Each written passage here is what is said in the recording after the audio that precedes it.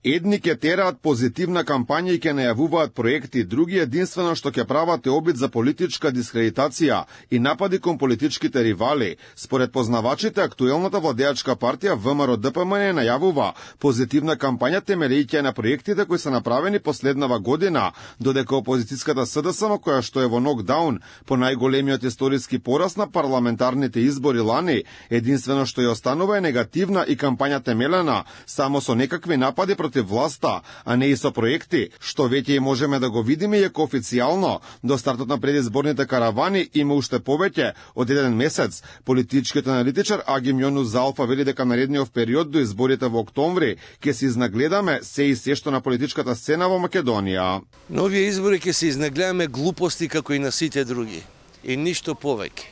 Има два елемента, едниот е формата, а другиот е суштината.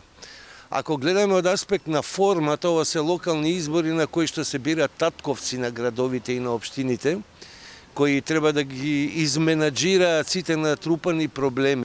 А втората е онаа политичка, затоа што и суштинската уствари, а тоа е суштинската работа е тоа што уствари никој не бира никаде градоначалник на општина, освен во Скопје. Скопје е приказна за себе.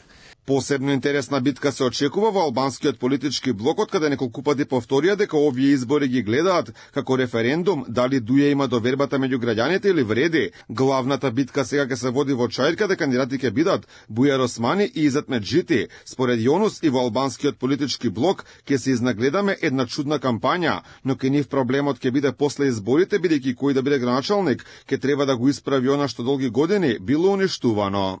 Албанците кој год да дојде и Еди Рама да биде градоначалник на Тетово, не може ништо да направи, затоа што во Тетово има толку многу проблеми, што 4 градоначалника не може да ги оправат во еден мандат. Така да, се е гола политика и борба за позиција со која што ќе се контролира теренот, ништо друго. Што можеме да очекуваме меѓу дуи вреди во кампањата?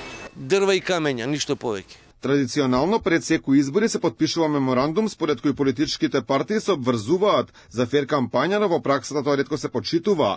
Досега според објавите на социјалните мрежи се сретнаа Сотир Лукровски и Маја Мојсова, кандидатите на ВМРО-ДПМН и СДСМ за општина Карпош, кои си ветија фер и чиста кампања.